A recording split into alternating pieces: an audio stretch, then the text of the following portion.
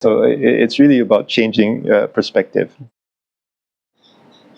Okay, welcome back again, Dr. Ridwan and our special guest, Brother Abdul. So when we were discussing earlier, you mentioned one hadith which I think is very interesting. So back to you. Kembali balik pada hadis tadi, iaitu lebih banyak Allah memberi balanya, memberi ujiannya kepada seorang hamba, lebih banyak yang cinta Allah kepada hamba tersebut. Can you say the hadith? Okay, idza ahabballahu 'abdan ibtalah. The Prophet SAW said, kalau Allah mencintai seorang hamba, tandanya Allah memberinya bala. Dan asyaddun nasi bala'an, dalam banyak-banyak manusia yang menerima bala, ujian, trials, are the prophets, adalah nabi-nabi. Fal amthal. Kemudian yang turun, wali-wali, as-salihin, as-sadiqin, as-sabirin, semuanya mengikut martabat masing-masing sampai orang awam akan dapat balak. Tapi orang awam balaknya paling minimal. So kita ni sangat exaggerate lah, atau kita sangat over kalau kita kata kita ni paling teruji.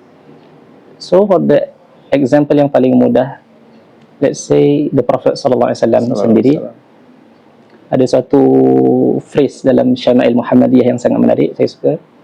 Katanya, kana Rasulullah SAW fakhman mufakhama. Baginda itu adalah seorang yang sangat fakhman, orang yang sangat diagungkan di mata dan diagungkan di hati. Ini sesiapa yang melihat Muslim, hatta kufar pun mengagungkan Nabi. Jadi daripada penyifatan ini, kita tertanya, jadi kenapa orang kufar tetap memerangi baginda SAW? Sedangkan mereka tahu Nabi agung, mereka tahu Nabi is a Nabi, mereka tahu Nabi itu membawa kebenaran, kenapa mereka tetap memerangi? Back to the first one, sunnatullah. Kerana Allah ingin mengangkat martabat dan pahala Nabi SAW, jadi tak cukup dengan kesyukuran sahaja. So you need to have friends, you need to have enemies.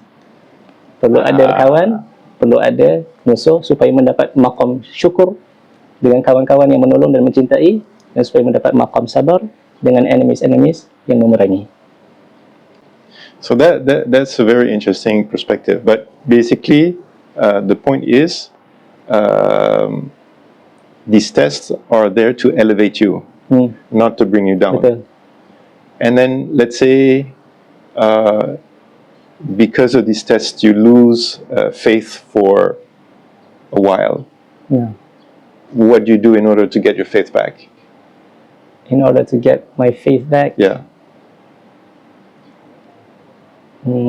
Is supaya untuk mengetahui apa yang ada di sebalik ujian tersebut, apa yang Allah sediakan daripada ganjaran, daripada syurga, daripada segala kenikmatan. As simple as that. Yeah, simple. Okay. So of course there's so much that we can talk about, but for the sake of keeping the video short, we will stop it here.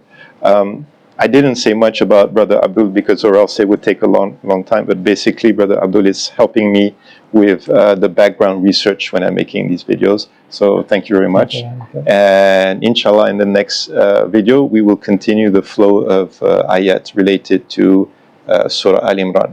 Thank you very much. Assalamualaikum warahmatullahi wabarakatuh.